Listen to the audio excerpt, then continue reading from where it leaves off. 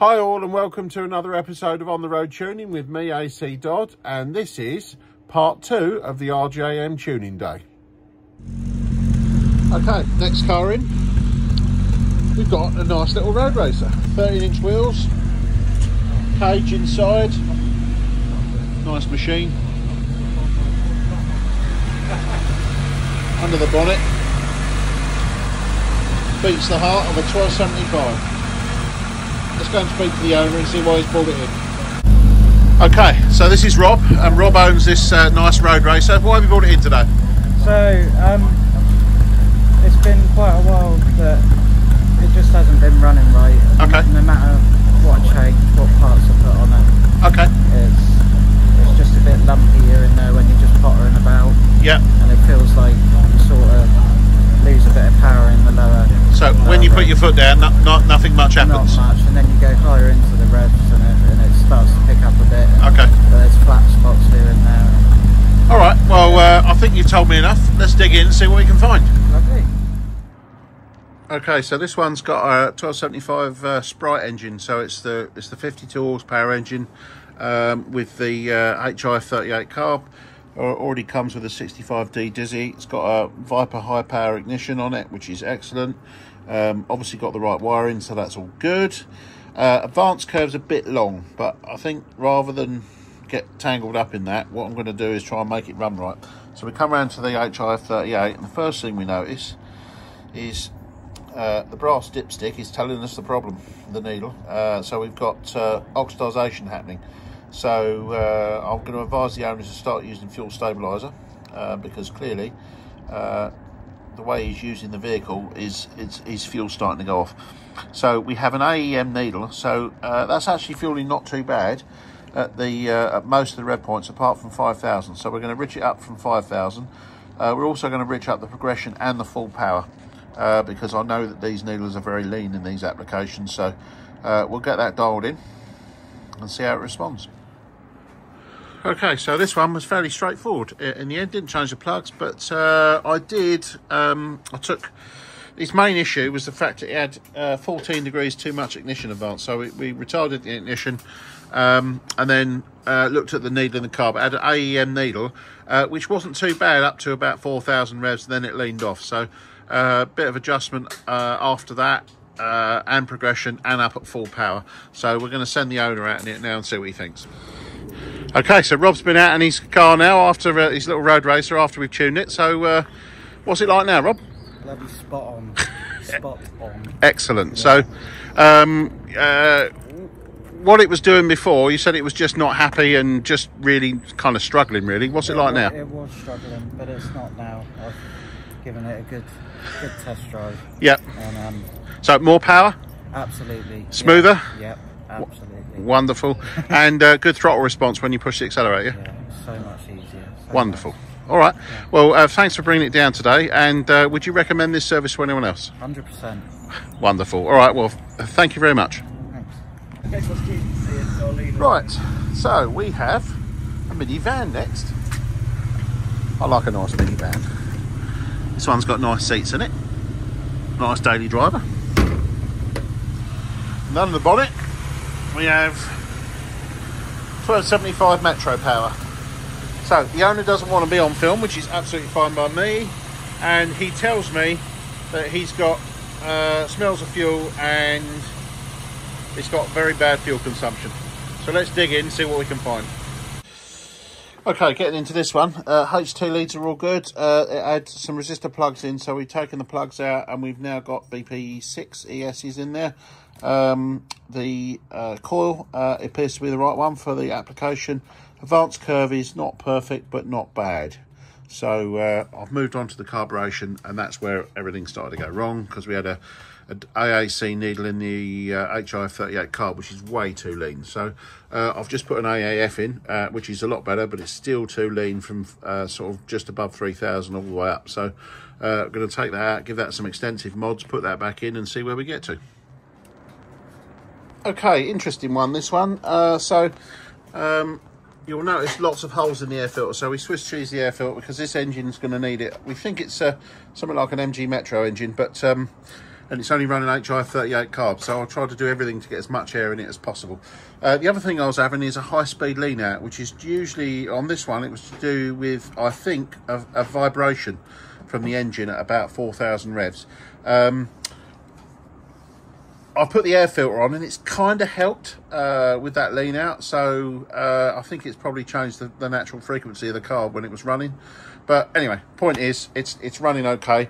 The fueling curve isn't perfect, but it's not bad at all. So we'll send the owner out in it, see what he thinks.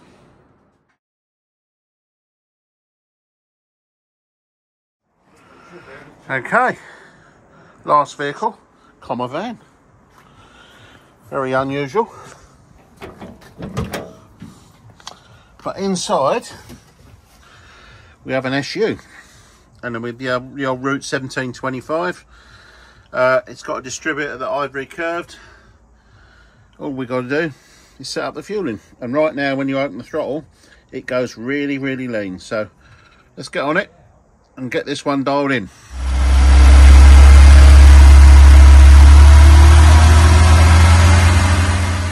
Okay, so I'll just interject the video at this point and just add a few bits that are missing.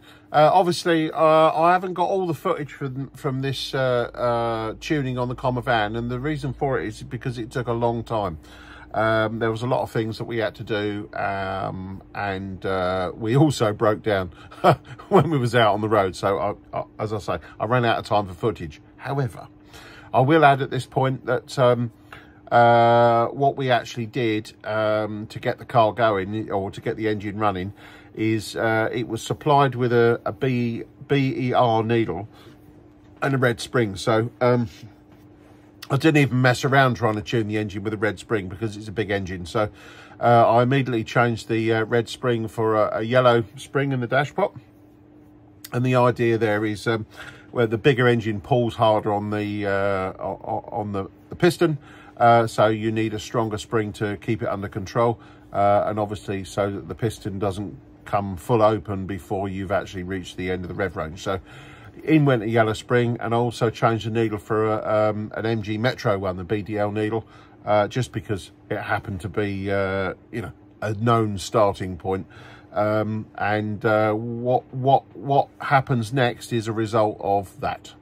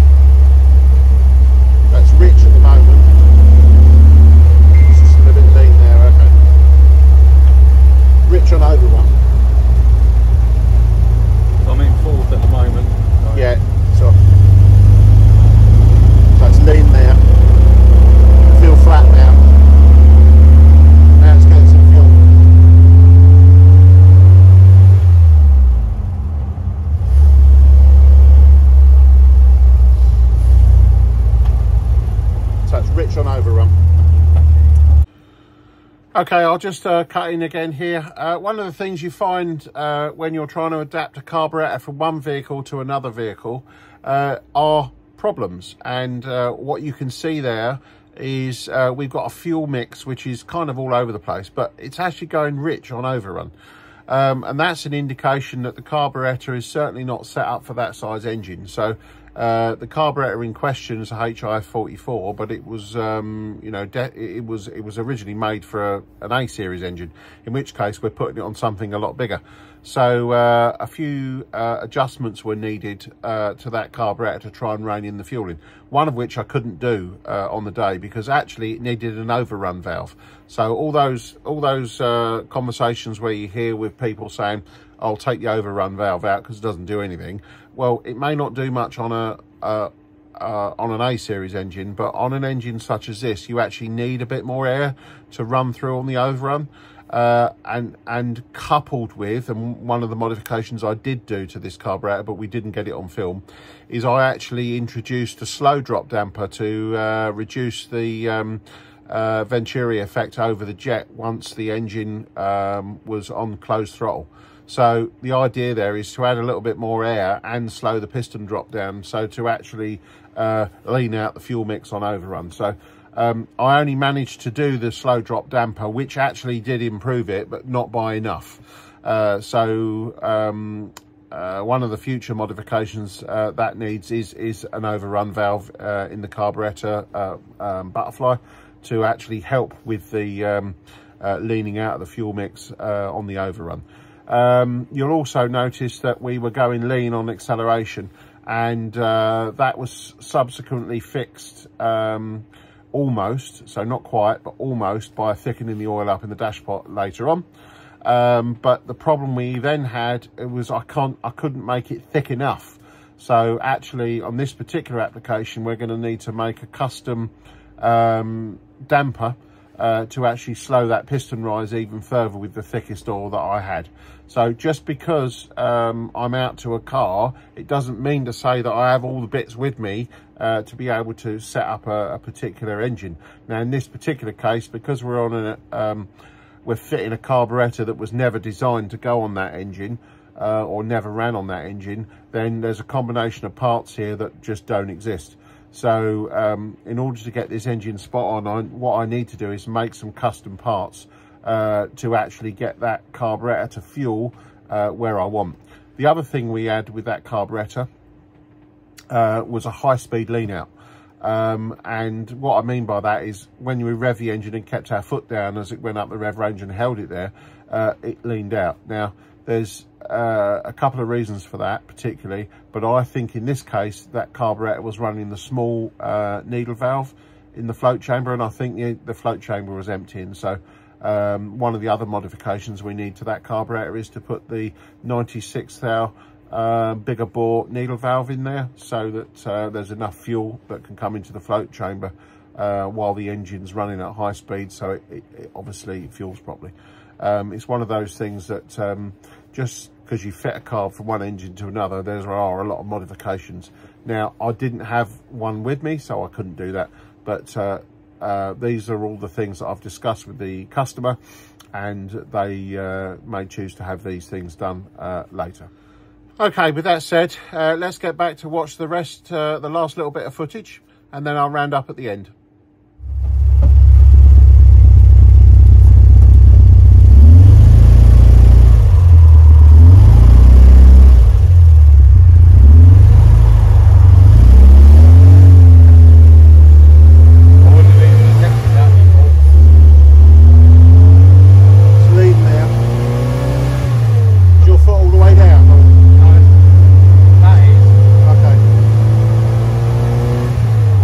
Got some sharp, isn't it?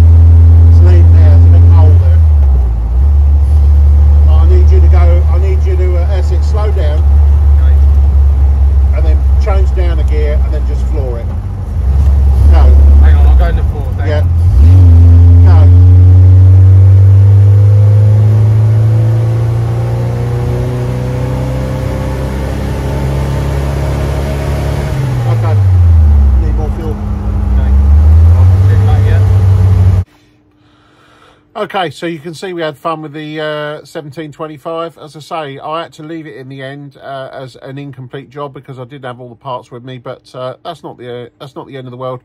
One thing's for sure is that vehicle, before I got there, ran terribly. Once I had worked on it, you could at least drive it, and it was now you know, drivable like a normal car. In order to get the rest of the performance out of it and the full economy, then we'll need to finish off the last little bits of the tuning, particularly the custom damper and the overrun valve. In terms of the actual needle modifications, we didn't show any there, but I did have to do some extensive modifications to that BDL needle to get enough fuel in during acceleration. Anyway, I just want to say thank you to Rich at RJM Minis for hosting us that day, and obviously for Barry Tilbury helping me with some of the footage, and obviously helping me with the comma van. Anyway, as ever, please like, subscribe, and I'll see you soon. Thank you very much.